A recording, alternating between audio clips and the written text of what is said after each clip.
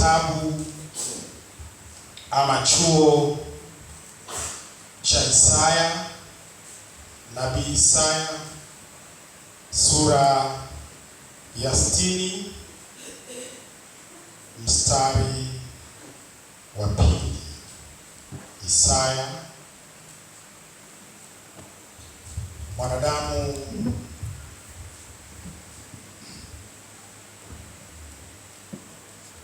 aliyeandika kitabu na mambo mengi ya Mungu kuliko mwanadamu yoyote.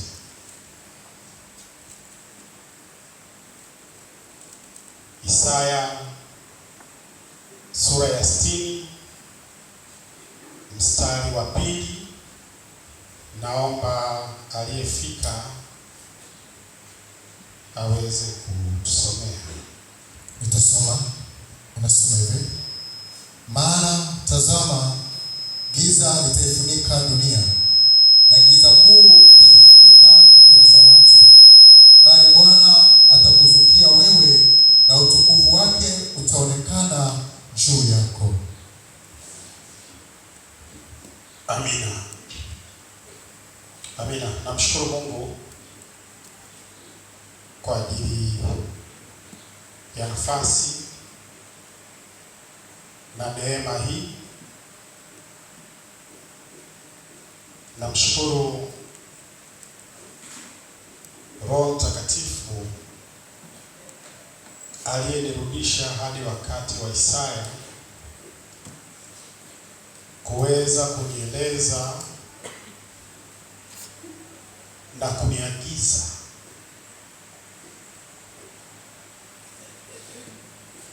juu ya neno hili, maana alinifunulia mambo makubwa yanayokwenda kuipata nchi kupitia neno ambalo lilitolewa miaka 2700 iliyopita kwa kinywa na kwa mkono wa Nabii Isaya. Isaya aliona nini? Akasema giza litaifunika dunia.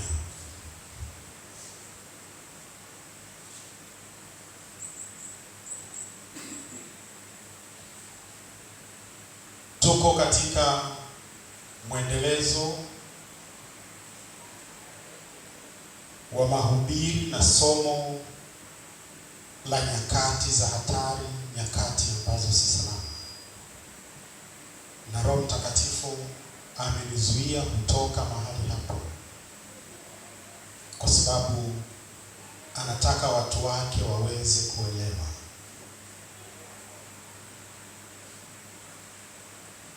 Ni habari ya maombolezo.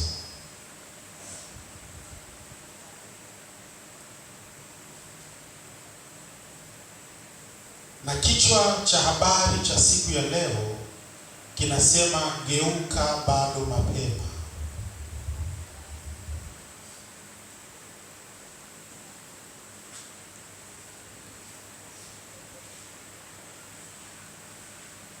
Nabii Isaya ni mmoja kati ya manabii ambao walipata neema ya kipekee sana ya kuyaona mambo ambayo hayako kwa wakati huo na kuyazungumza mambo ambayo yako mbali sana kutokea.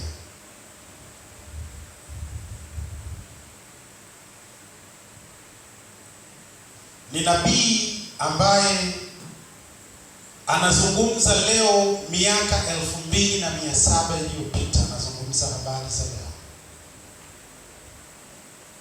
Nabii Isaya alikiona kizazi ambacho kitatembea katika giza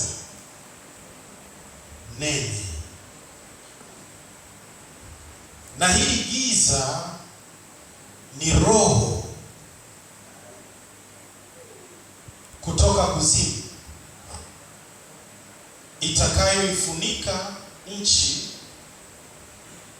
wanadamu na vizazi vyake vyote itakapotokea. baada ya nabii Isaya kutabiri, kutamka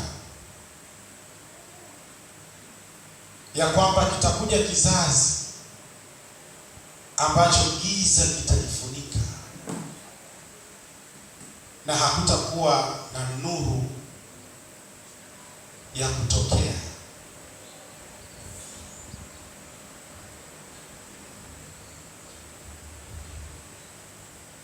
Miaka 2000 kutoka miaka 2700 aliyotabiri nabii Isaya, Paulo akaja kutuandikia katika Timotheo wa pili sura ya 3 mstari wa 1 mpaka wa 5 kile ambacho nabii Isaya alikiona. Watu wawili, wa kwanza aliandika miaka 2700 kabla hakijatokea, wa pili akakiandika miaka 2000 kabla hakijatokea. Ina maana gani? Watu wengi wamekuwa wanalipuuza neno la Mungu. Watu wengi hawaamini habari za wokovu, hawaamini habari za mwisho wa dunia, hawaamini habari za kiyama na mambo mabaya ambayo yanakuja. Watu wawili zaidi ya miaka 2000 wameyazungumza mambo ambayo yanatokea sasa. Na sasa hivi Roho Mtakatifu anatoa ufunuo kwa kanisa. Eleweni maana ya haya mambo. Naomba nisomee Timotheo wa pili sura ya 3 mstari wa 1 mpaka wa 5. Timotheo wa pili sura ya 1. Timotheo wa pili sura ya 3 mstari wa 1 mpaka wa 5 inasema, lakini ufahamu neno hili, ya kuwa siku za mwisho kutakuwako nyakati za hatari. Maana watu watakuwa wenye kujipenda wenyewe, wenye kupenda fedha, wenye kujisifu, wenye kiburi, wenye kutukana, wasiotii wazazi wao, wasio na shukrani, wasio safi, wasiowapenda wakwao, wasiotaka kufanya suluhu, wasingiziaji, wasiojizuia, wakali, wasiopenda mema, wasaliti, wakaidi, wenye kujivuna, wapendao anasa kuliko kumpenda Mungu. Mstari wa 5, wenye mfano wa utauwa, lakini wakikana nguvu zake, hao nao ujiepushe nao. Amina. Amina. Amina. Nabii Isaya aliona nini? Nabii Isaya aliona roho kutoka kuzimu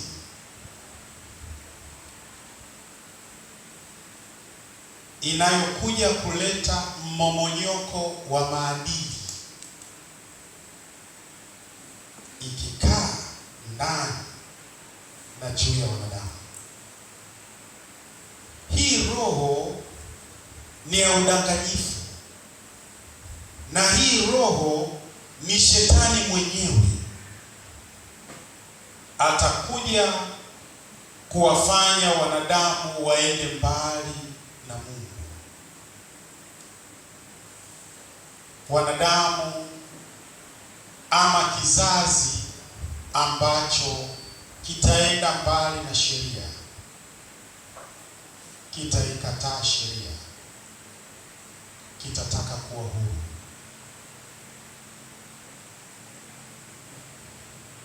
Mungu ndiye sheria. Mungu ndiye muasisi wa sheria. Mungu aliiumba sheria ili viumbe vyake vikae katika mizani ya ulinganifu, ya umoja, ya ushirikiano, ya kupendana.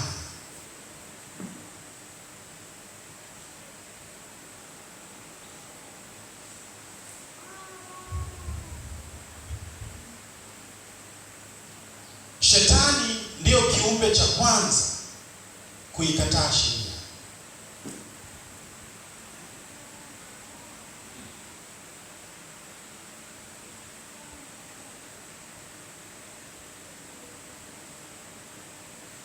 Jamii za watu wote wamjue Mungu, wasimjue Mungu, kuna aina ya maadili ya kiungu yaliyowekwa ndani yao, wakaongozwa kwa sheria.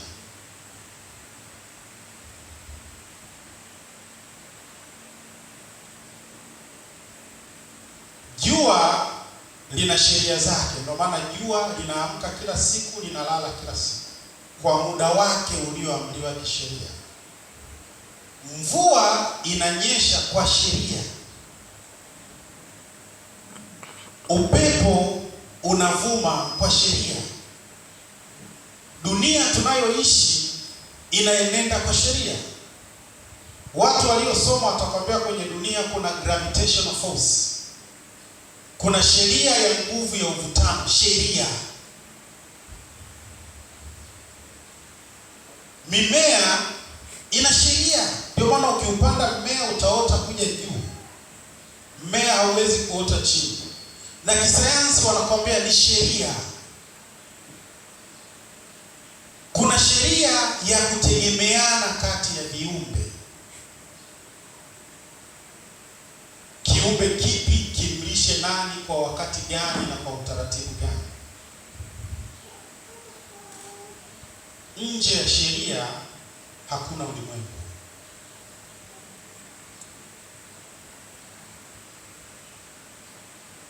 Sheria ni maadili ya Mungu aliyoyapanda ndani ya mwanadamu. Siku za mwisho wanadamu wataiacha sheria. Watataka kuishi pasipo sheria.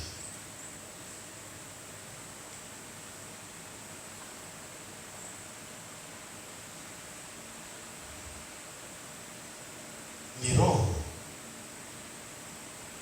inayofanya kazi. Na kwa kuiona kwake ilimtisha Paulo hadi Paulo akasema giza.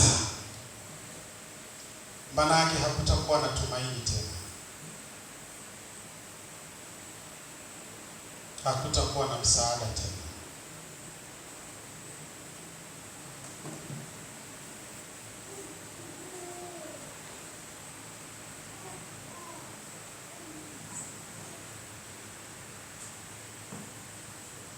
Maadili sio ya Mungu tu, utu utakufa. Tuko katika majira ambayo utu na maadili yanakufa kila tunapoamka leo.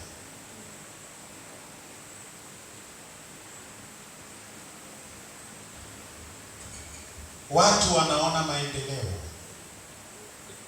Watu wanaona uhuru, lakini kuna maadili yanayomomonyoka kila siku. Kuna utu unaoondoka kila siku, ambao unatuambia kwamba hizi ni nyakati za hatari.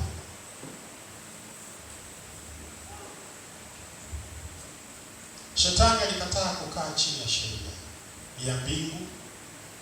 Amekataa kuheshimu hata sheria ya nchi. Kuna sheria za mbingu na sheria za nchi, na zote ni sheria za Mungu,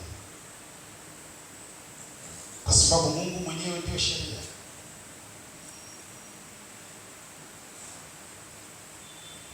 Leo ukikiamsha kizazi kilichotutangulia, kitatukataa kwa mambo ambayo tunayafanya.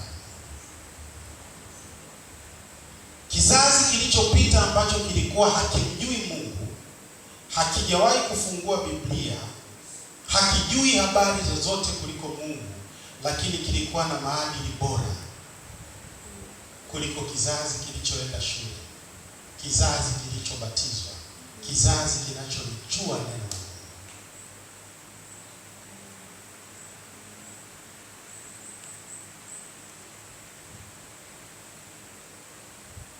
wazee wetu wa zamani, utu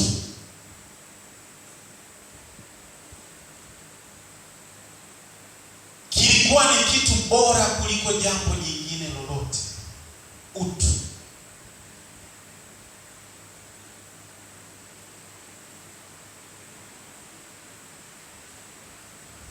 Utu. Kizazi kilichotembea katika giza kilikuwa kina maadili, kilikuwa kina hofu, kilikuwa na unyenyekevu. Si kizazi hiki.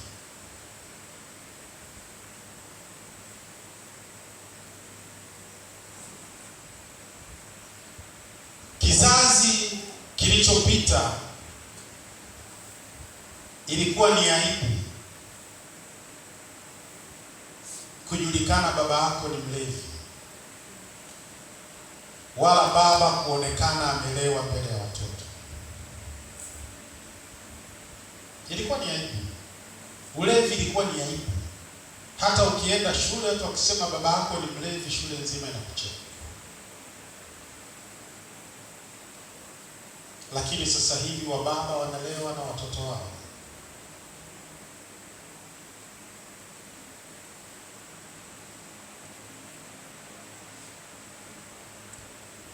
Kizazi kilichotutangulia ilikuwa ni heshima binti kuolewa akiwa bikira, kinatunza maadili.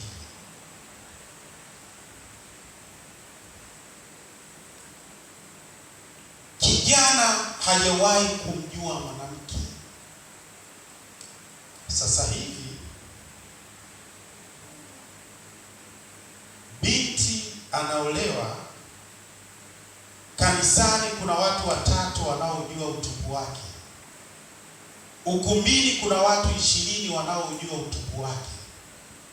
Wanamcheka bwana harusi, wanasema ameoa nini, sisi tutaendelea kufurahi naye.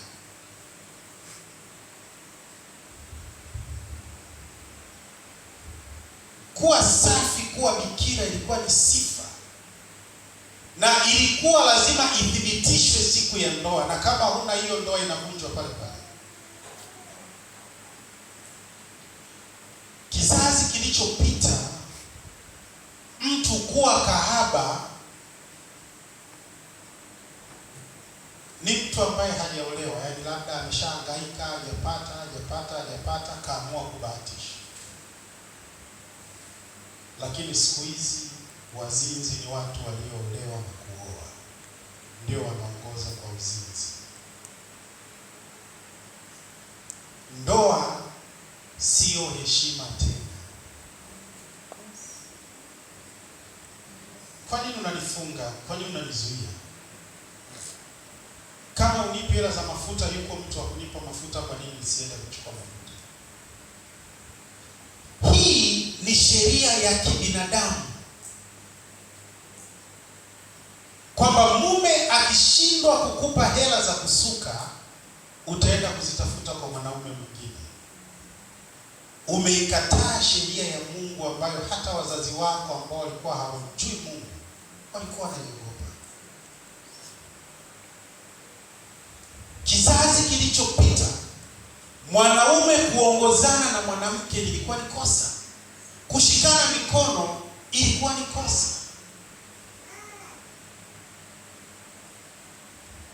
Kizazi hiki hata mtu na mke wake wanabusiana mbele ya baba yake.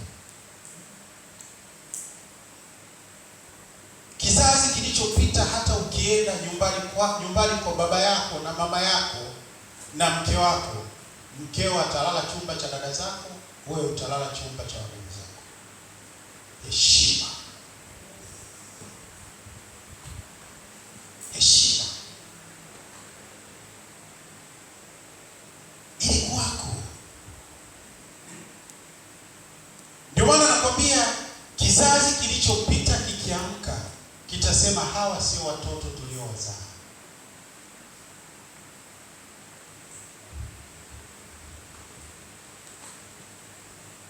Siku hizi mtu anafiwa na baba yake, anasema ngoja nikajipoze kwenye pombe. baba yako mzazi unakwenda baa.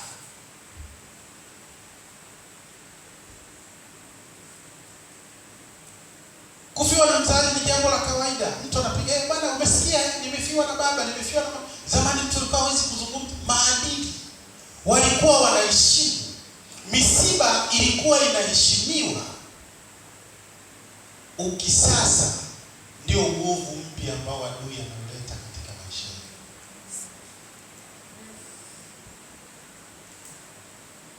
Zamani ulikuwa huwezi kutembea uchi. Mzazi hapo sio akao akikuona umevaa kanguka ajabu na kukamata bakora. Mwanaume umesuka nywele, mzazi sio akao na kukamata bakora. Mwanamke mwanaume sio umeweka nini masikioni, bakora. Na anakwambia kamwambie babako na nakuja kwa babako. Walikuwa na maadili ya kiutu yanayopotea.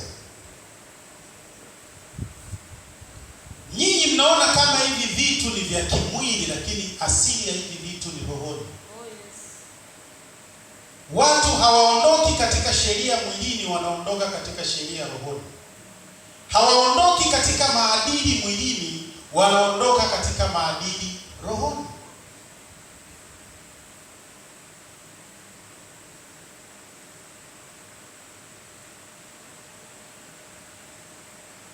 Kizazi kilichopotoka. Nyinyi mnaona ni ukisasa, lakini ni mwanzo wa maangamizi. Mtakapokuja kushtuka ni wakati ambao shuka huwezi kulivuta.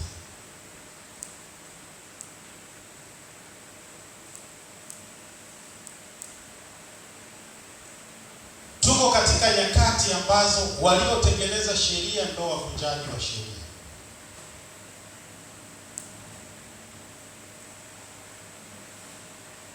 Watawala hawataki kutawala kwa sheria walizoziandika wao na kuziasisi wao, na watawaliwa hawataki kutawaliwa kwa sheria walizozikubali wao. Gen Z. Nyinyi mnaona kwamba Gen Z hiki ni kizazi kipya, maadili hamna.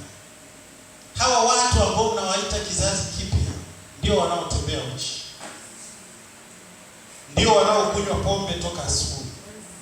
Hawa watu mnaowaita kizazi kipya ndio ambao hawaoni aibu kuwavulia nguo wazazi wao. Tiko. Miaka ya zamani mtu mzima hawezi kumvulia nguo mtoto, hawezi kulala na mtoto. Siku hizi nyinyi mnaona kwamba mambo yamebadilika. Binti anatafuta mama mtu mzima, kijana. Binti anatafuta baba mtu mzima, kijana anatafuta mama mtu mzima. Mama na mtoto wanavuliana nguo. Samahani, lakini lazima niongee kwa sababu ndivyo Roho anapotaka. Kasomeni maandiko. Ni laana mtu mzima kumvulia uchi mtu mdogo. Ni laana. Usifikiri sifa. Nataka hela, na ndio ananipa hela. Unafikiri mimi naishije? Niko mjini kwa ajili yake. Unavaa laana. Na jiulize, hii mwisho wake ni nini? Huu ni mwanzo.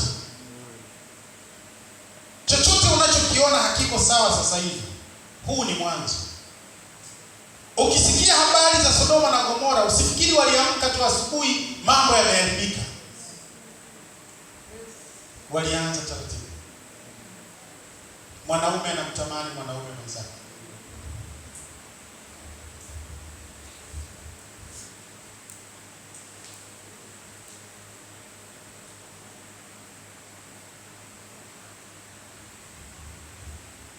Ukienda mitandaoni watu wanafanya mapenzi na wanyama. Sio siri, amejirekodi.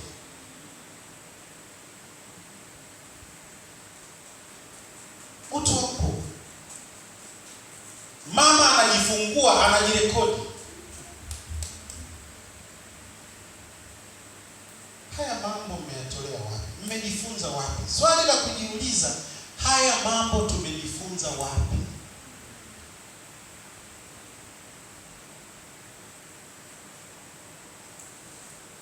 tunakwenda wapi? Miaka 2700 iliyopita Isaya aliyaona haya, akayatamka, naliona giza, ninaiona hatari.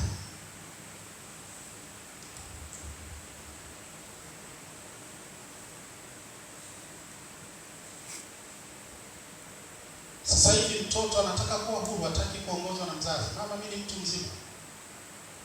Baba, mimi ni mtu mzima, usiniingilie.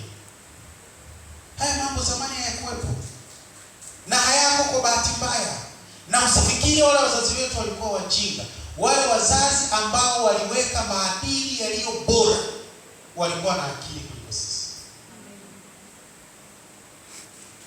japokuwa walikuwa hawamjui Mungu.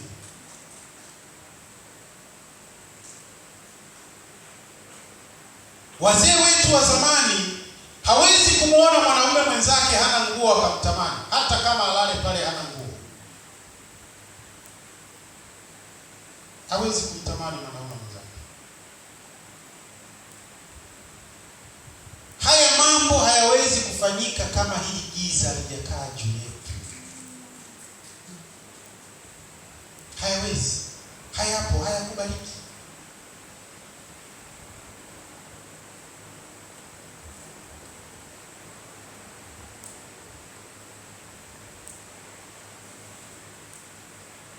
Utawala wa sheria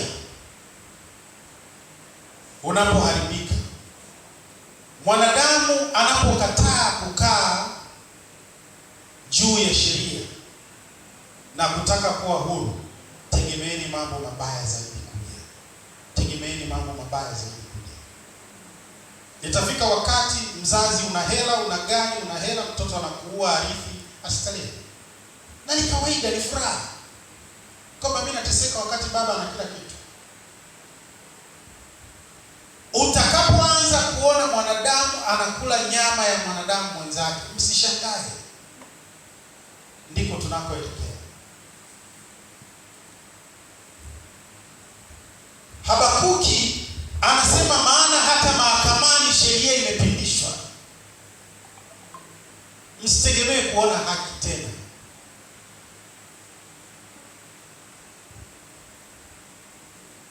Na watu wanafikiri kwamba ni kiongozi ndio anasababisha kwamba nchi isiwe na haki. Ni wananchi wamekataa haki. Wanadamu wamekataa haki. Wanataka kuwa huru. Aliye na ndoa anasema kuwa na ndoa sio sababu ya kunikataa nisiwe na mabwana wengine, nisiwe na mabibi wengine. Ndoa sio sababu ya kunifanya nisizae na mtu unayempenda. Umeona watu wanafanya maoperation ya miili, anazaliwa hivi, anabadili sura, anabadili umbo. Ni maadili, wanamkosoa Mungu kwamba ulikosea kwa Mungu. Kuna vitabu vya Kiebrania vinaeleza haya mambo yatakuja kwa uwazi, ambavyo sisi hatuna, lakini wao wanavyo. Waliambiwa haya mambo mtayaona. Mojawapo, ukisoma kitabu cha Enoko, haya mambo yameandikwa vizuri. Binadamu wataabudu mashine.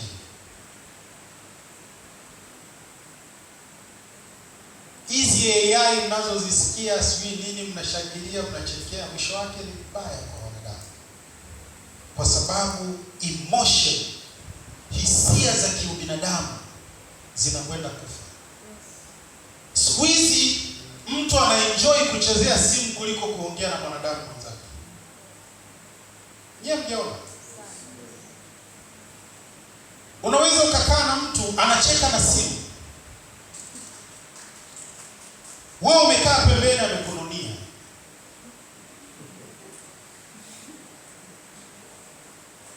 Simu ni rafiki yake kuliko wewe.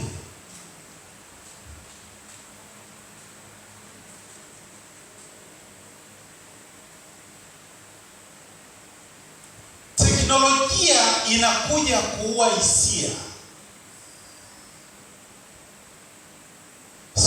ndugu yako akikupigia simu ni sawa na amekuona. Tunaongea kila siku. Zamani ilikuwa mtu atoke akamwone uso kwa uso. Kuna maana wanadamu wawili wanapokutana na kuonana na kuzungumza uso kwa uso. Tunapozungumza katika simu kuna kitu kuhusu binadamu kimekufa. Ndiko wanapowapeleka. Na nyinyi, mimi sijali nikisema Pastor Mshamba, lakini kweli lazima niwaambie ili mjue mnakoelekea. Itafika mahali mtu ni wa nini? Kama teknolojia inaweza kukupatia kila kitu, mtu ni wa nini?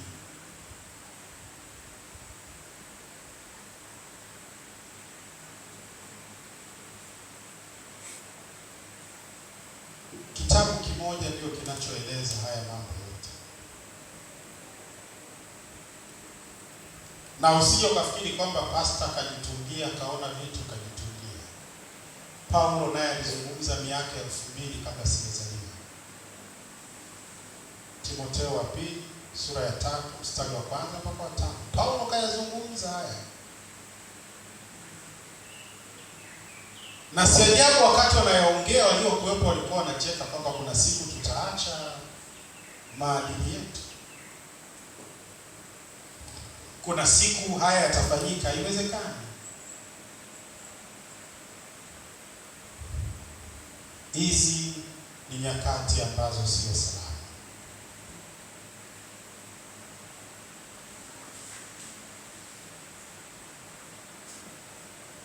Ni nyakati ambazo utu na ubinadamu unakufa. Mtu kuua ni kitu cha kawaida.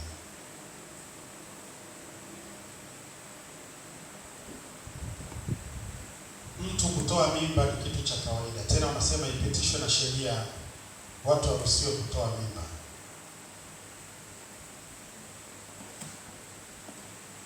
Unafikiri wataishia hapo? Biblia inasema kitakuja kizazi ambacho kitakataa kuchukua mimba. Mtu anasema mimi sitaki kujaribu mwili wangu, kuzaa, kunyonyesha. Na tumeshaanza kuona siku hizi kuna wamama wanazaa wataki kunyonyesha, anaogopa. Samahani, natumia lugha sahihi. Hataki matiti yake yaharibike. Na ndio maana wale wa Ulaya wameshaanza, wamenyonyesha, matiti yamelala, wanaenda kufanya surgery, yanaamka.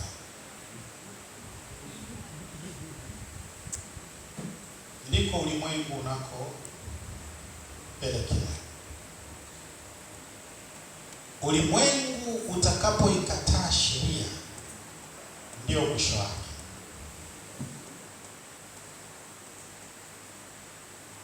Mtaanza kuona taifa linainuka baada ya taifa jingine sheria. Kama nyinyi mna mafuta, sisi hatuna, tunawapiga, tunachukua mafuta yenu. Kama nyinyi mna dhahabu, sisi hatuna, tunawapiga, tunachukua dhahabu yenu. Haitaishia kwa taifa. Itaenda kwenye familia. Sisi tunateseka, familia ile na kila kitu. Sisi hatuna mali lakini tuna nguvu. Tuchukueni mapanga, tukawakate wale, tuchukue walivyonavyo vya kwetu. Tutaanza kutoka. Hakuna mtu ambaye atajali sheria. Ukienda mahakamani hakuna sheria sasa.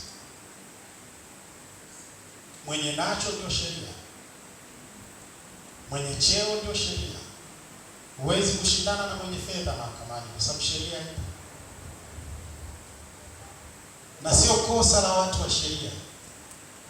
Ni kosa la kizazi kinaikataa sheria.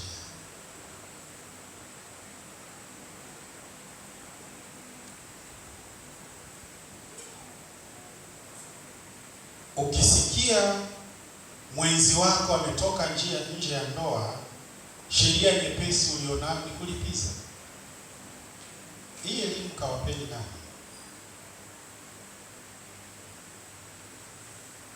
Siku hizi uzinzi ni biashara halali kabisa. Halali kabisa. Hivi unaruhusuje? Samani, natumia maneno kwa sababu mpole.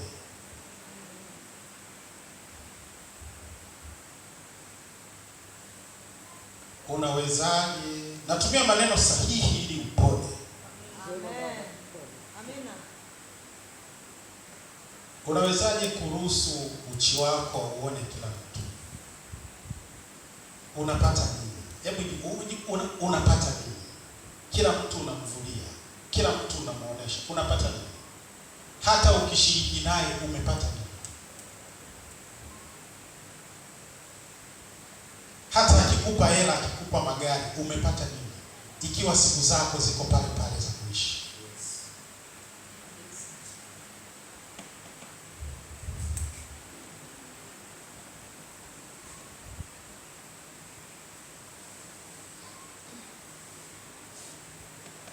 Ndipo neno la Bwana linakuja linakwambia, geuka.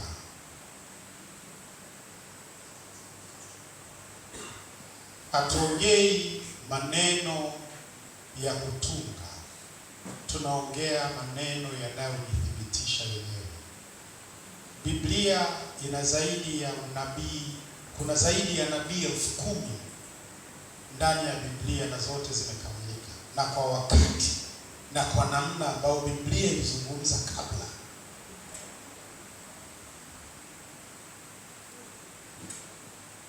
Toka Agano Jipya mpaka toka Agano la Kale mpaka Agano Jipya, kutoka Mwanzo mpaka Ufunuo, Mungu alipomwambia hakika Adamu utakufa na mavumbini utarudi, hakuna mwanadamu ambaye amewahi kukwepa. Hakuna. Tangu Mungu alipomwambia Daudi kwamba siku za mwanadamu za kuishi ni kadiri miaka inavyozidi kwenda, ndivyo umri wa binadamu unavyozidi kupungua kuishi. Kitu gani kinachowafanya wanadamu waishi muda mfupi? Maadili ya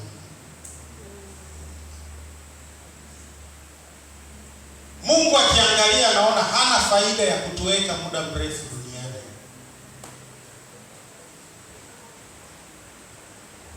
Unawezaje kuweka samani uchi wako katika mtandao ambao baba yako mzazi anaweza kuangalia na usiogope?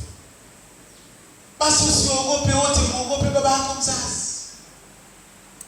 Watoto wetu nyimbo wanazocheza, unajiuliza, hivi hawa wana wazazi? Hivi mzazi wako anajisikiaje? Hata kama mzazi wako ameshakufa, mjomba wako anajisikiaje? Shangazi yako anajisikiaje? Kaka yako anajisikiaje? Mdogo wako anajisikiaje? Lakini kumbuka, unakuwa mtoto wako atakuja kukuonaje umeweka alama ambayo haifuti.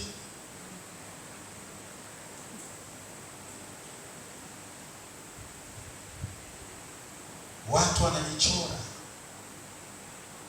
maalama mwilini, wanajibandika, wanakwambia ni starehe. That is a blood covenant. Haikuanza na wewe. Hata Wamisri walikuwa na michoro kwenye mwili ya miungu yao.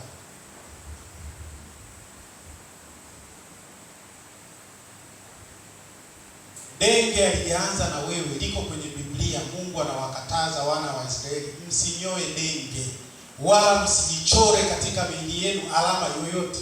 Haijaanza leo. Alikuwa anakemea kizazi kile ili kizazi hiki kisije kikafanya. Sio kwamba wale walikuwa wanafanya sana. Alikuwa anakemea kizazi hiki. Tunatembea katika giza tororo.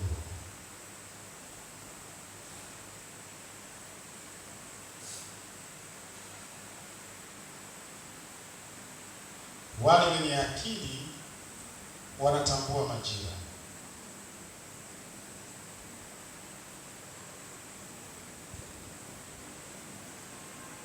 Biblia haijawahi kukosea. Inachokisema ni hakika. Wewe unayesikiliza, pata hekima moyoni. Jua kwamba huu ndio wakati wa kugeuka. Nikisema kugeuka, maana yake ni wakati wa kuchukua tahadhari. Maana ya neno Adamu ni nenda urudi. Kuna wakati katika hii dunia Mungu anatutaka tugeuke.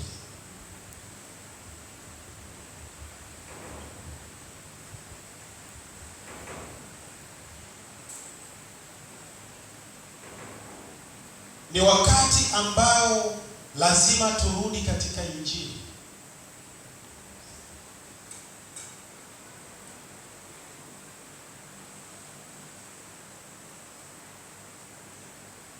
Ndio msaada na ndio wokovu pekee wa binadamu.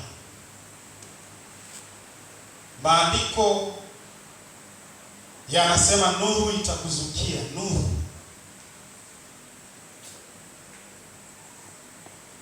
Wale watakaogeuka watafanyika nuru.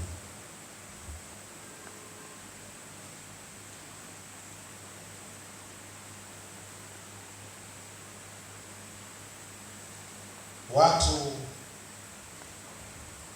wanatukana sana watumishi wa Mungu. Watu wanadharau sana watumishi wa Mungu.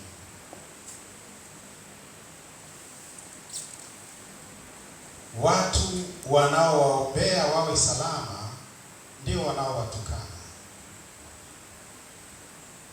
Hawa watu hamtakaa nao milele. Hawa watu iko siku utawakumbuka,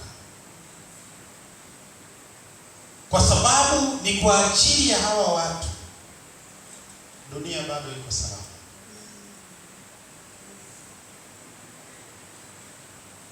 Na hata shetani anahangaika, ni lini hawa wataondolewa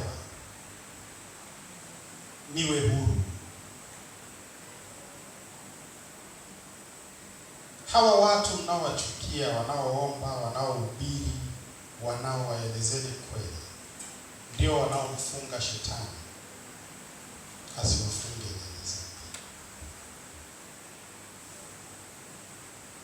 Na Mungu hajaficha, amesema nitawaondoa. Na nitakapowaondoa hata mauti haitakuwepo. Amini kila neno, kwa sababu kila neno la Biblia limethibitika. Kila unabii uliyotamkwa na Biblia umethibitika katika ulimwengu. Sio kitabu cha kufikirika. Ni kitabu kilichobeba historia na muktasari wa maisha ya mwanadamu na dunia.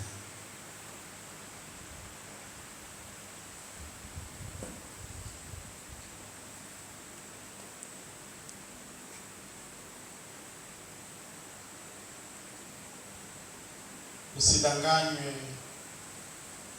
na ulimwengu.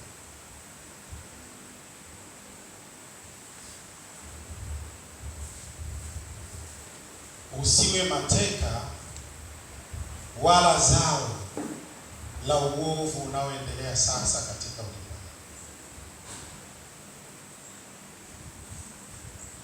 Na Mungu amesema kabisa, nitakutapika.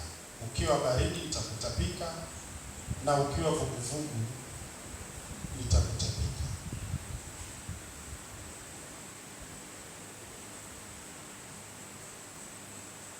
Nyakati hizi ni nyakati ambazo yale yaliyotabiriwa yanaendelea kujifunua, na ni nyakati ambazo adui yenu shetani anazidi kupata nguvu, kwa sababu ya idadi ya watu wasioamini.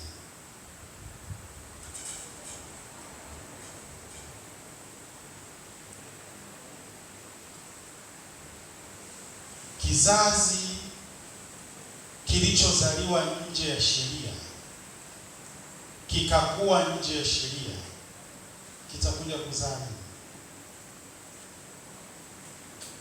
Tayari uzao wa kizazi kisichojua sheria umeshazaliwa.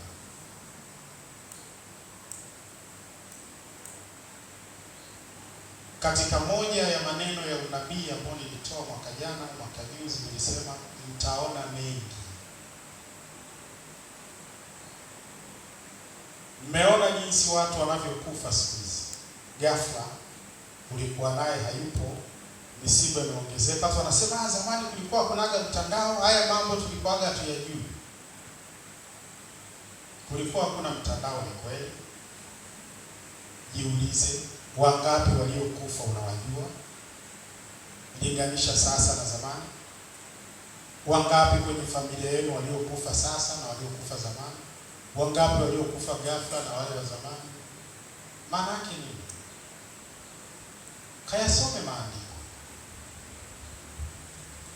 Katika kitabu cha Ufunuo kinasema maelfu walikufa kwa upanga, maelfu wakafa kwa maji, maelfu wakafa kwa vita, maelfu wakafa kwa magonjwa.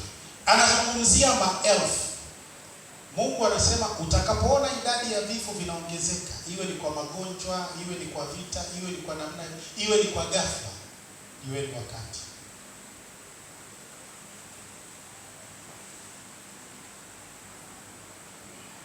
Mungu anazungumza na nyinyi, anawaambia tambueni wakati. Nilikuwa naye jana tu, yani leo, yani simu yake hii hapa, yani mkapeni muongea naye kama risali moja lililopita.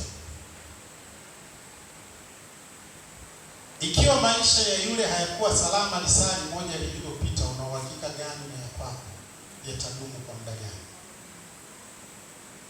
Fungueni macho.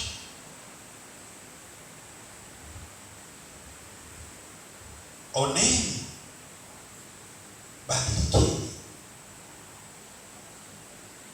Hakika ya yote yaliyoongelewa yatatokea, na hakuna atakayepinga. AI haitakusaidia, teknolojia haitakusaidia, fedha haitakusaidia, cheo hakitakusaidia, mali haitakusaidia, chochote unachokitafuta hakitakusaidia.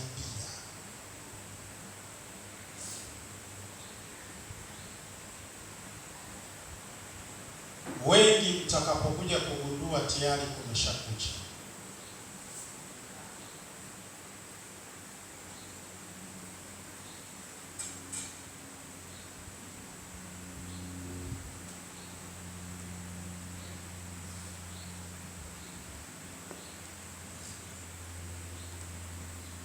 Nyakati.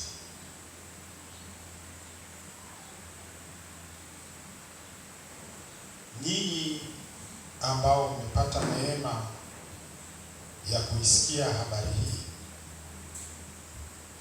iwe huko kanisani, iwe huko mtandaoni, geuka, fanya upatanisho na Mungu aliyekuumba. Nafsi yako iko katika hatari. Nafsi yako iko katika mawindo na mtego. Nafsi yako iko tayari kuliwa na kumimina. Usipogeuka.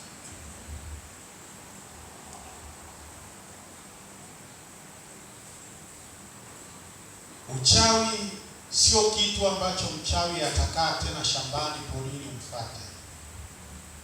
Mchawi utaishi naye, utatembea naye. Anayekula nyama yako utaishi naye. Siku hizi hata magomvi ya familia yanaongezeka sana. Nini amuone unaelewa?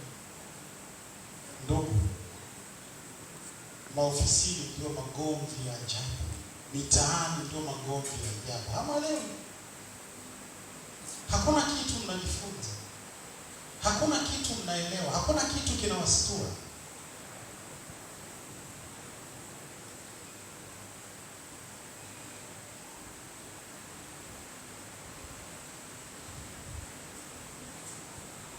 Maisha ni magumu kila siku. Kwa nini?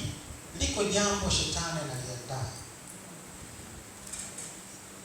Huko mpango shetani anauandaa, na asiposimamishwa atafanikiwa.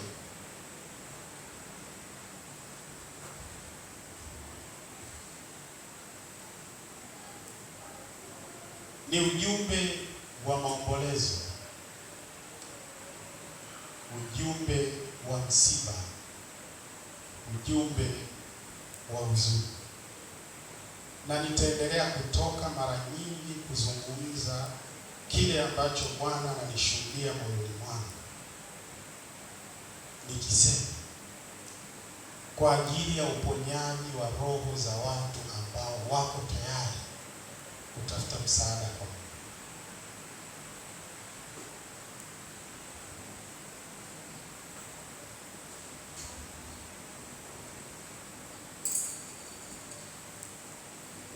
Giza kubwa zaidi linakuja. Mimi nawaambia, kama wizi umekuwa sifa sasa hivi, kubakwa kutakuwa sifa. Watu watakuwa wanakaa, umeshabaka wangapi? Leo nimebaka watatu.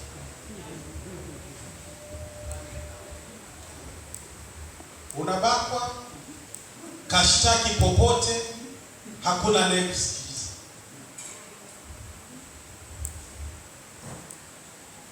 Kuachwa itakuwa kawaida. Nyie mjiona kizazi cha sasa hivi, yani kuachana ni kitu cha kawaida sana. Hawaogopi.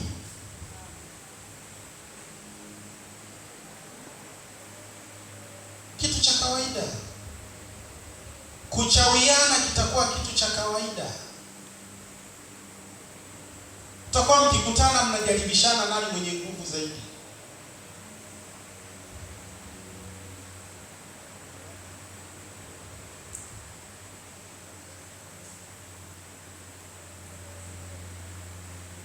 Nyie mjesikia kuna watu wanatamani hata mabomba ya maji yatoe bia. Mnaona ni akili za kawaida kweli?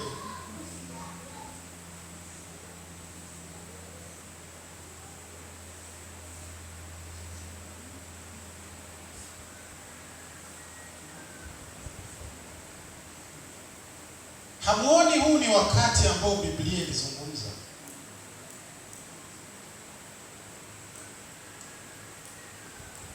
Huko kanisani una mabwana watatu. Yaani pamoja na kuja nyumbani mwa Mungu uogopi.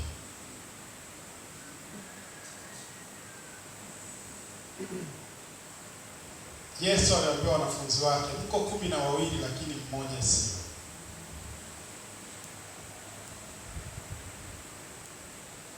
Watu wanahubiriwa, hawataki kuacha mambo yao mabaya.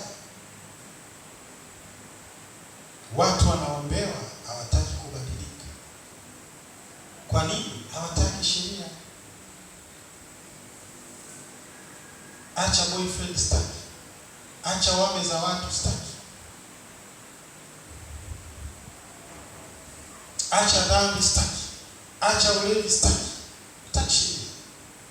Mtu yote ambaye hataki sheria hawezi kuwa mwana wa Mungu.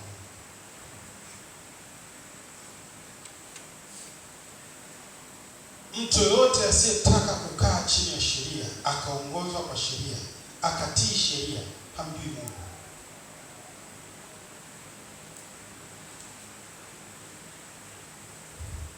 Hili neno la kuwa huru ndio linalo waharibu wanadamu. Watatoka katika eneo au katika mipaka ambayo Mungu aliwawekea.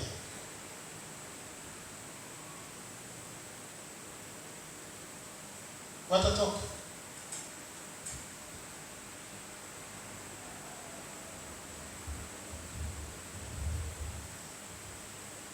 Siku hizi hata mzazi kutembea na mtoto aliyemzaa cha kawaida, na watu washangaji.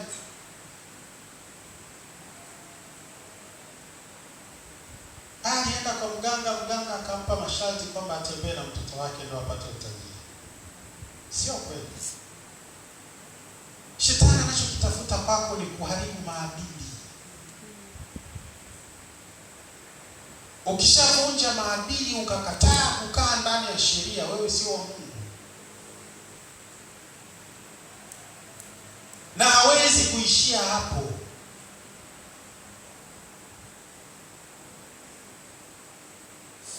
Yako mambo mengi iko mifano mingi inayosikitisha, lakini wanadamu wameacha utu, wanaanza kuwa wanyama, wanaenenda kama wanyama, wanataka waenende uchi,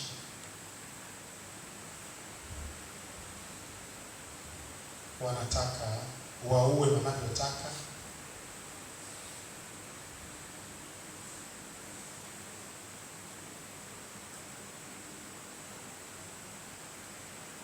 Kizazi hiki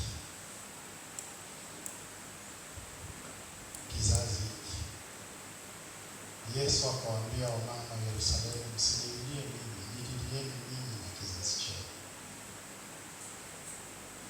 Hili jambo liko serious kuliko unavyowaza, unavyodhani.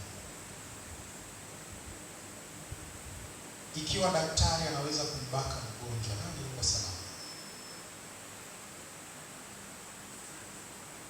Nani yuko salama?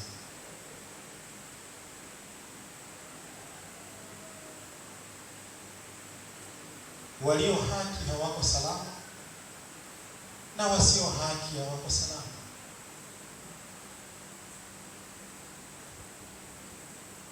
Lakini kizazi hiki ni matokeo ya uzembe wangu mimi na wewe. Hakuna wa kumlaumu, tutajilaumu sisi wenyewe. Wakati wa kuanguka kwa mwanadamu umefika. Wakati wa kiburi cha binadamu kukomeshwa umefika. Wakati wa ngome na fahari tulizokuwa tumezijengea kama wanadamu zimefika. Familia yako, watoto wako hawatakuwa ngome yako tena, hawatakuwa mali yako tena, watakuwa mali ya ulimwengu. Ndugu, marafiki uliowategemea hawatakuwa wako tena. Kila mtu ataenenda kivyake, kila mtu atawaza kivyake, kwa sababu ile sheria ambayo ilikuwa inatuweka pamoja imevunjwa. Hamna upendo, na upendo ndio unazidi kuondoka na kufa kila inapoitwa leo. Hamna upendo. Bosi anakufukuza kama mbwa. Mwanadamu mwenye nyama kama wewe anakudharau, anakufukuza kama mbwa, anakuita na kutuma kama mbwa. Mwanadamu aliye kama wewe haogopi kukuua.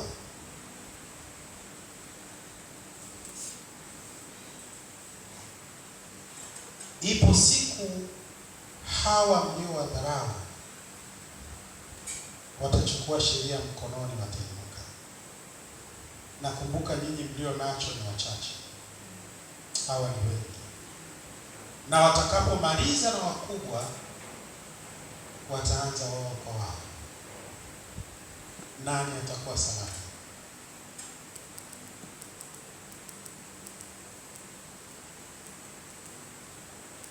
Siku hizi ukiwa na matendo mema watu wanakushangaa. Zamani watu walikuwa wanawashangaa watu wenye matendo mabaya na maovu. Hivi anawezaje kufanya vile? Sasa hivi walio wema watu wanawashangaa.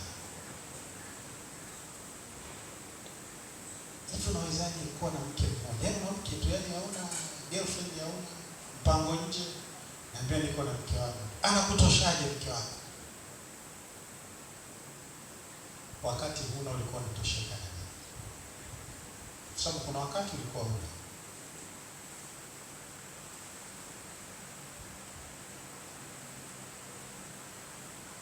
Ulikuwa na nini?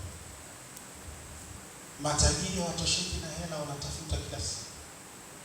Viongozi hawatosheki na madaraka, wanatamani kila siku yaongezeke. Wanatanua mipaka kila siku.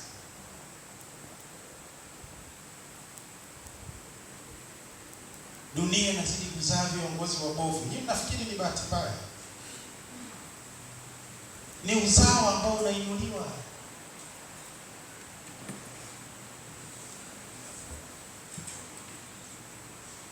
Haya mambo Isaya aliyaona miaka 2700 akayazungumza. wewe bado unajiona uko salama.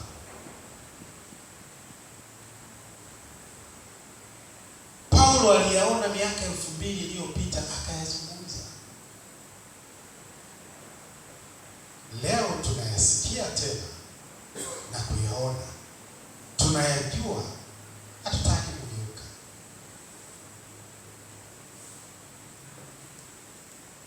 Tumekaza shingo.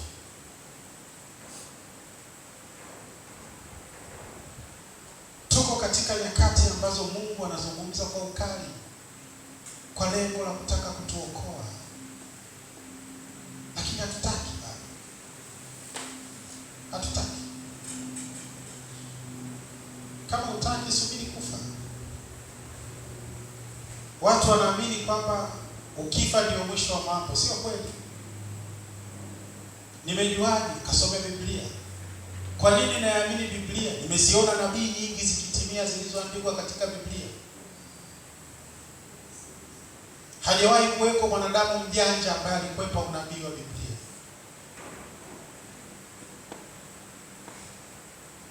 Kama naweza nikayaamini hayo yote kwa sababu nimeyashuhudia, nimeishi kwenye kipindi ambacho yametokea, nashindaje kuliamini neno la baadaye lililomo ndani ya Biblia?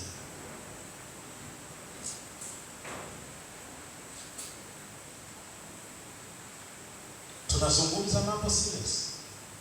Na mimi nawaambia, anayefanya ukahaba aache ukahaba. Anayefanya ulevi aache ulevi. Anayependa dhambi aachane na dhambi. Kuna wakati unakuja hautaweza kutoka. Hautaweza kukimbia. Kuna wakati sauti inayokuonya, inayokufariji hautaiona. Haya mahubiri ambayo mnayachukia yana muda. Iko kwenye maandiko, yana muda, yatanyamaza. Hawa watumishi mnaowasikia kila siku wanapaza sauti, wanakemea, wanazungumza, muda unakuja hamtawasikia. Nuru itazima, tumaini litaondolewa, hofu itatawala. Hamjawahi kuona utawala wa shetani ukoje?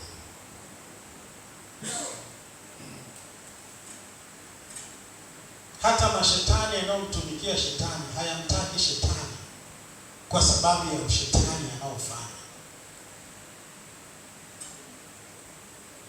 Wao amani hawaijui. Wanajua maisha ya vita wakati wote.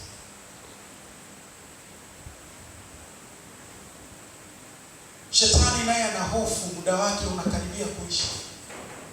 Anaogopa. Anajaribu kutafuta jeshi ambalo litapambana na Mungu.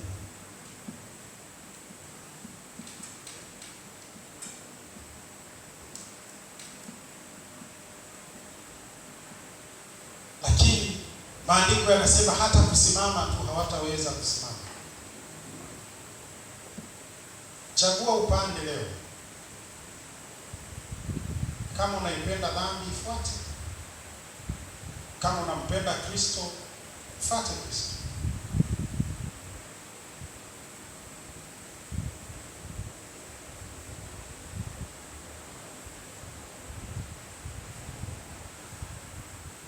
Na mimi nazungumza na kanisa na kila ambaye nalisikia hili neno.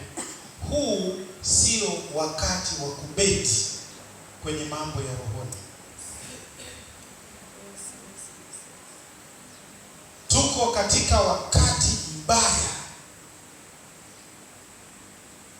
Tuko katika utelezi, ukikosea kidogo umevunjika.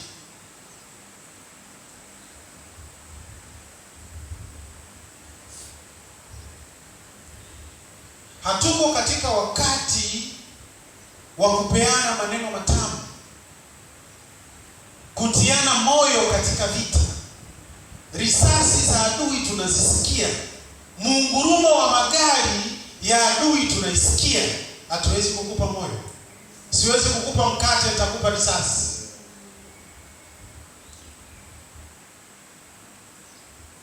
Nyie amkeni. Sasa hivi mama atakula nyama ya mtoto, mtoto atakula nyama ya mzazi. Ndio mnakoelekea. Kizazi hiki hamtaona mambo ya maana kama hamtageuka.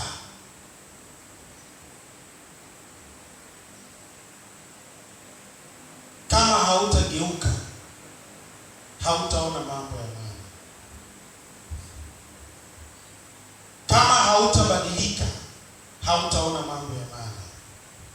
Sio kwa sababu ya neno nililolitamka mimi, kwa sababu ya yeye aliyeandika hichi kitabu na akayafunua kwako leo. Mimi ni chombo tu. Mimi ni chombo tu. Wokovu sio sifa.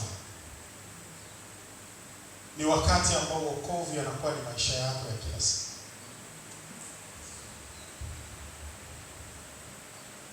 Wokovu sio kubeba Biblia. Sio kuweka nyimbo za gospel nyumbani. Ni maisha yako ya kila siku. Unabadilika, unakuwa injili iliyo hai. Maisha yako ni injili. Maneno yako ni injili. Tabia zako ni injili. Mienendo yako ni injili.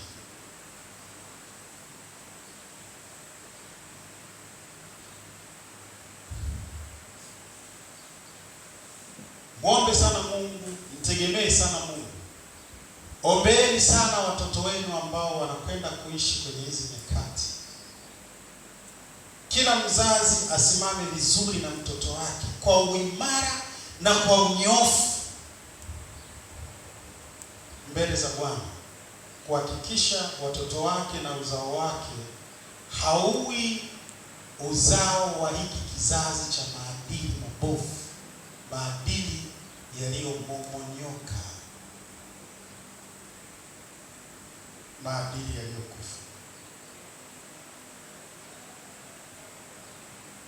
Na kumbuka, hizi nyakati zisipokupata wewe, zitamkuta mtoto wako.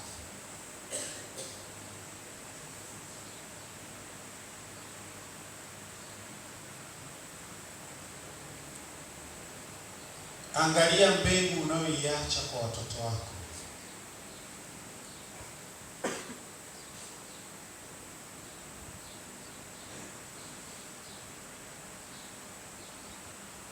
Hivi ni mtu wa namna gani ambaye unafanya ukahaba mpaka watoto wako wanakwambia acha ukahaba? Ni mtu wa namna gani? Kila siku unawatambulisha watoto wako baba mpya, mama mpya. Muite mama huyu, muite huyu baba. Sasa mtoto anakuuliza, kwani kati ya hawa nani ndio baba? Nani ndio mama?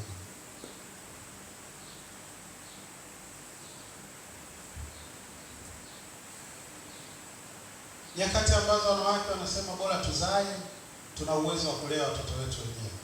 Wanafurahi. Lakini kuna neno Biblia lilitamka, itafika wakati mwanaume mmoja, wanawake wangapi? Bora fikiri Biblia ilikuwa inaongea nini? Nyie zaeni huko mnakozaa, mtafika mahali mtaanza kutamani kuwa na mwanaume ambaye hayupo.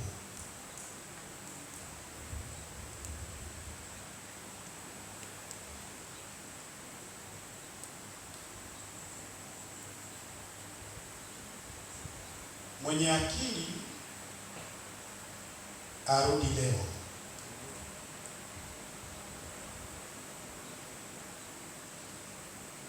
Ageuke leo.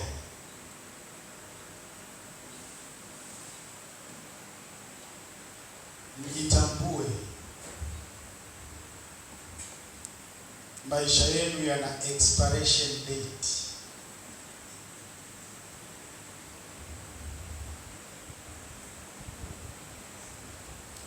Hakuna maisha ambayo hayana expiration date.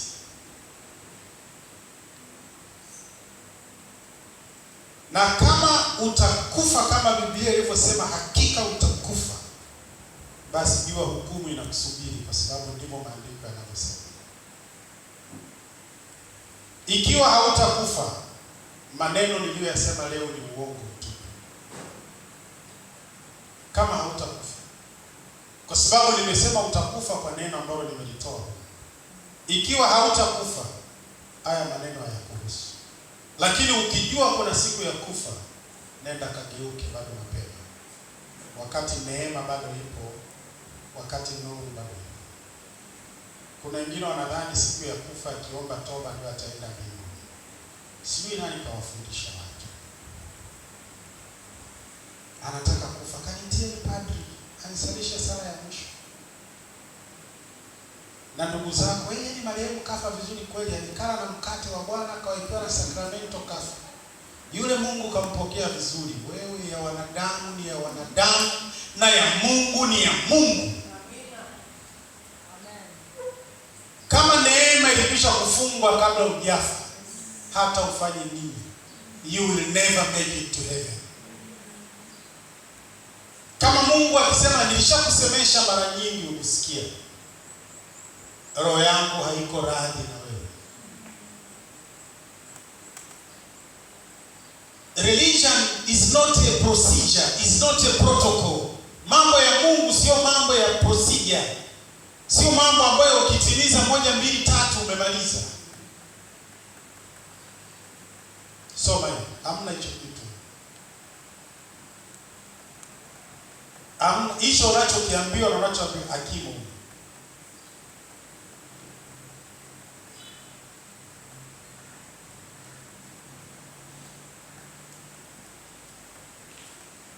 Mungu aliachana na Sauli miaka mingi sana, na bado aliendelea kuwa mfalme kwa zaidi ya miaka 15, pamoja na kwamba Mungu ameshaachana naye. Unaweza ukawa uko hai leo, Mungu alishaachana na wewe miaka 20 iliyopita. Chochote utakachofanya uamuzi leo, Mungu anaangalia na kando. Mungu hana hisia kama wanadamu, wala haendi kwa hisia kama wanadamu. Mungu anakwenda kwa sheria zake mwenyewe, kwa taratibu zake mwenyewe, vile apendavyo yeye. Mungu apangiwi.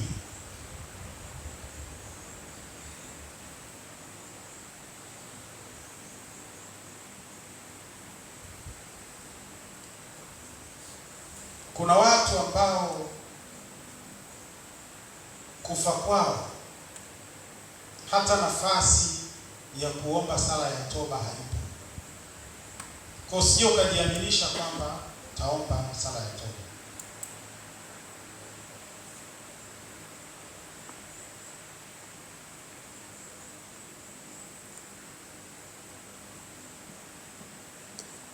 Natamani niyaone mambo tofauti, nijue uzito na ugumu wa haya maneno na kile ambacho natakiwa kufanya. Huu ni wakati wako wa kunyoka. Ni wakati wa kutafuta kuyafanya yaliyo sawa mbele za uso wa Mungu. Nakueleza kwa sababu hasira ya Mungu imewaka.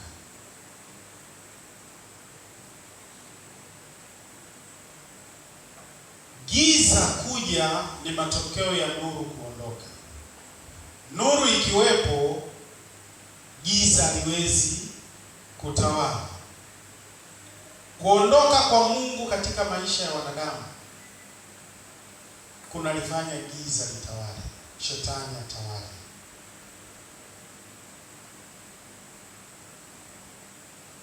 Hauko kanisani ili uolewe. Hauko mahali hapa ili upate kazi. Hauko mahali hapa ili upone.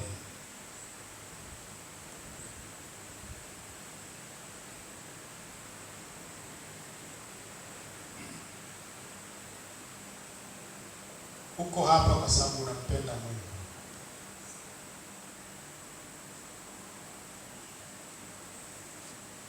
Uko hapa kwa sababu unamhitaji Mungu.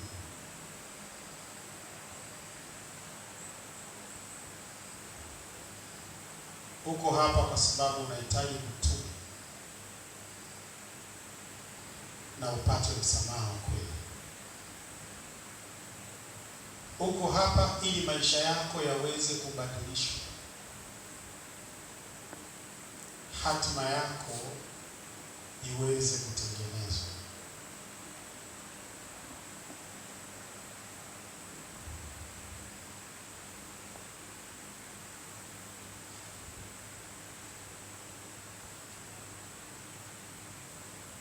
uko hapa tukuandae kwa ajili ya nyakati hizi za hatari.